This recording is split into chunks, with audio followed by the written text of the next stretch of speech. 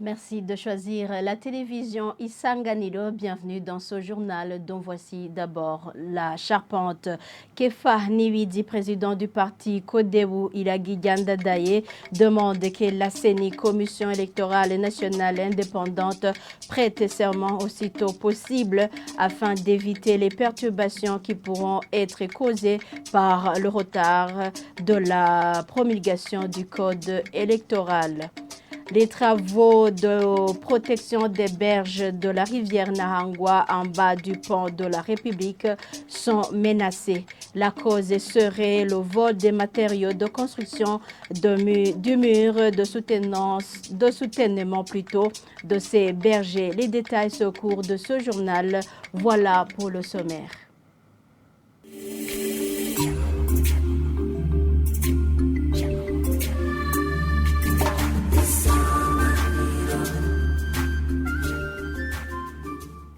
Bienvenue encore une fois, page bonne gouvernance pour débuter ce journal. Les agents de l'administration publique sont appelés à servir l'intérêt général au-delà des intérêts des particuliers. Propos du directeur national de l'organisation Parole et Action pour le réveil des consciences et l'évolution des mentalités PARSEM.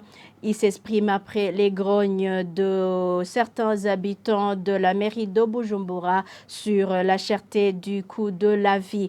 Le président de la République du Burundi avait appelé dernièrement les Burundais au cours d'une conférence publique à prendre son exemple en augmentant la production. Selon Faustin Ndikumana, il faut redéfinir les incompatibilités de certaines activités pour les cadres du pays afin d'éviter l'enrichissement illicite causé par le conflit d'intérêts des particuliers au détriment d'intérêts généraux. Suivez.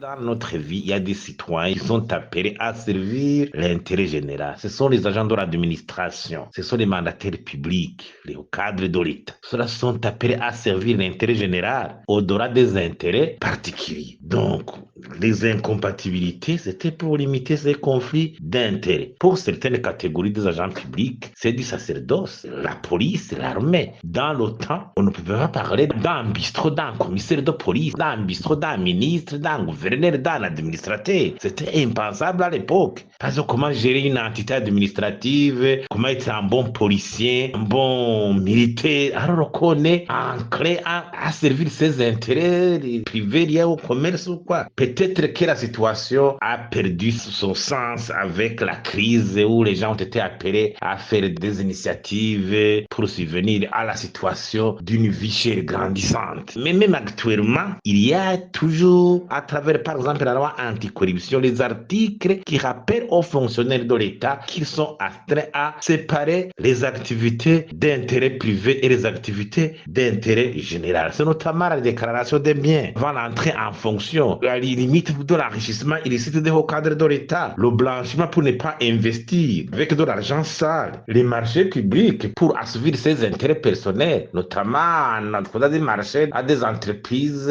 dont on est actionnaire. L'abus des biens sociaux, utiliser les biens et le matériel public à des fins privées. Donc finalement, on constate qu'on profite de la position dans l'administration pour servir ses intérêts privés, pour investir, pour s'enrichir de façon arrogante. Il faut améliorer le cadre de lutte contre la corruption pour redéfinir les incompatibilités de certaines catégories de personnes et laisser les gens choisir. Si vous voulez embrasser la carrière privée, restez dans le privé. Si vous voulez embrasser la carrière publique, il faut savoir observer les engagements que vous avez souscrits pour que votre fonction soit bien exécutée en servant l'intérêt général.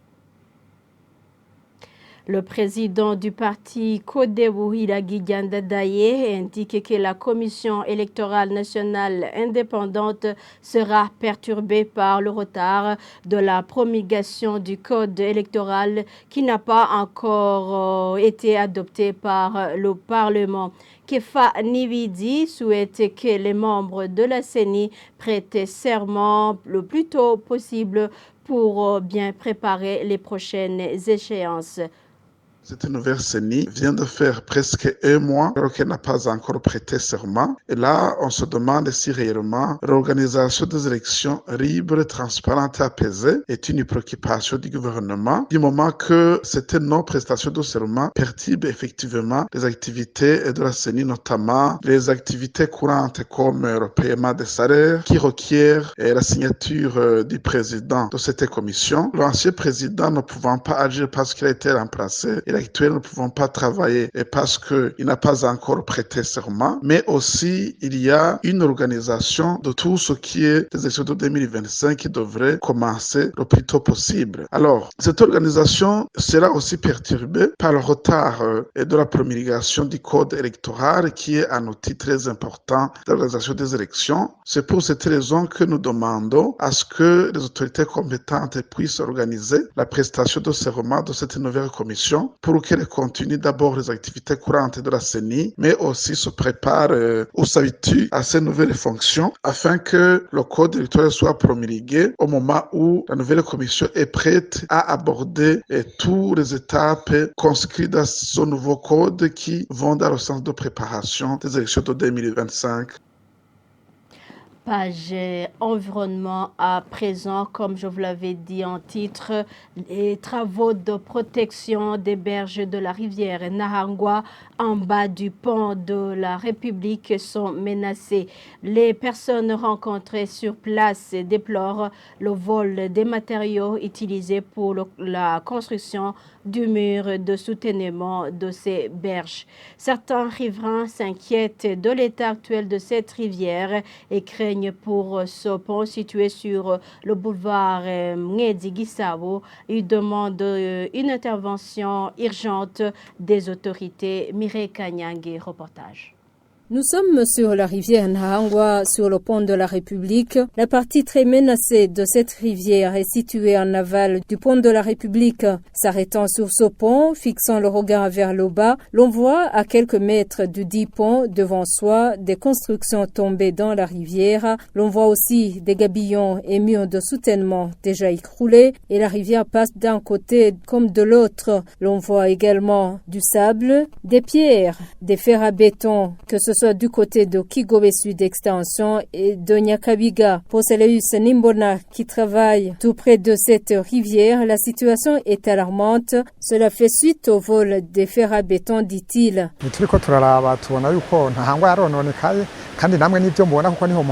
Si l'on regarde, l'on voit que cette rivière Nahangwa est menacée. C'est ce que vous voyez vous-même. Sur cette partie, tout s'est écroulé. Les fils et fers à béton sont volés pour qu'ils soient vendus. Même les policiers les traquent, mais ils s'enfuient. Ces destructions, vous les voyez. Si vous regardez plus loin en amont, la rivière s'est coupée en deux.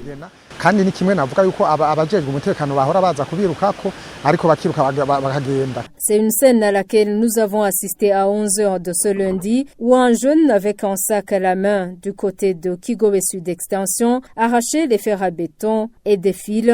Lorsqu'il nous a aperçus, il s'est enfui. C'est une situation alarmante, confirme Marc Rugerinyange, docteur ingénieur et qui suit de près des questions environnementales. Il craint pour le pont de la République et appelle à une action urgente. J'ai été en visite sur la rivière Nahangwa, comme je le fais souvent, parce que j'ai travaillé sur la rivière Nahangwa. Je visite aussi d'autres rivières qui traversent la ville de Bujumbura, là où je suis. Ce que j'ai constaté sur la rivière Nahangwa dernièrement, la semaine passée, c'est que les barrages qui étaient construits en aval du pont de la République ont été détruits par les eaux.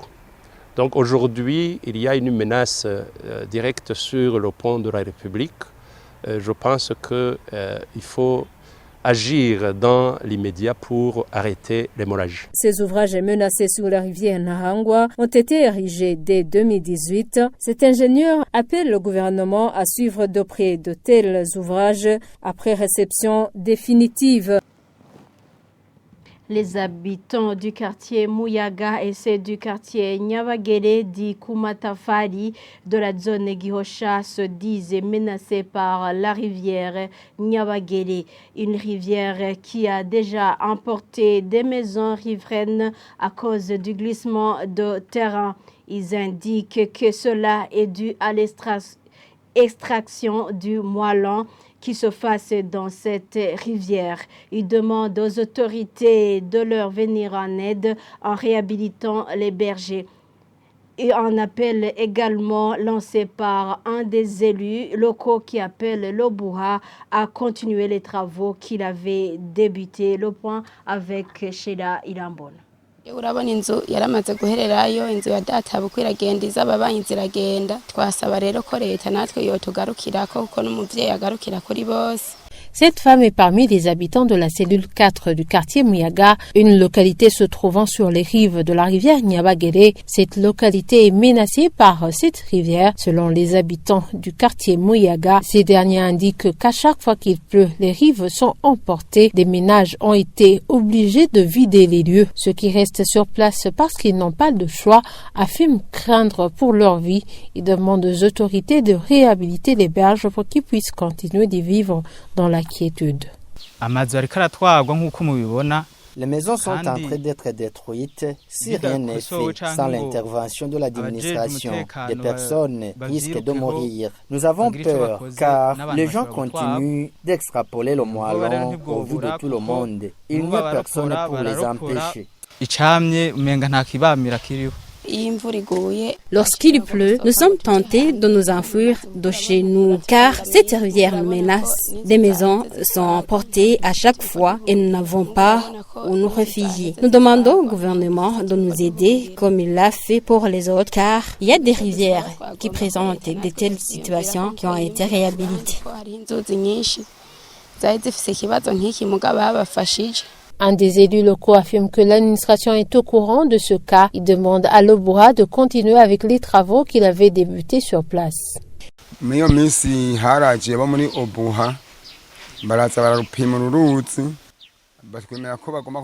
Dernièrement, il y a des employés de l'Obouha qui sont venus prendre des mesures. Ils nous ont promis de venir faire des travaux au mois de mai. Nous leur demandons de tenir leurs promesses car il y a des maisons qui risquent de s'écrouler. Qu'ils nous aident pour que cette rivière soit réhabilitée.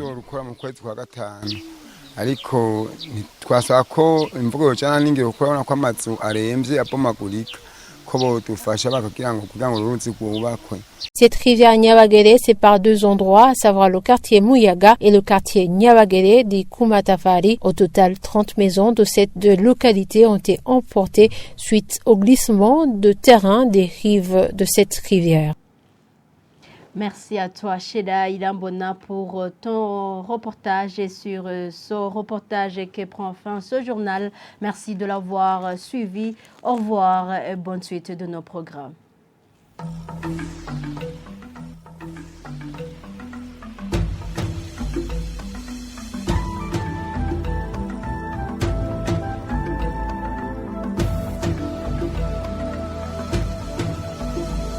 Isa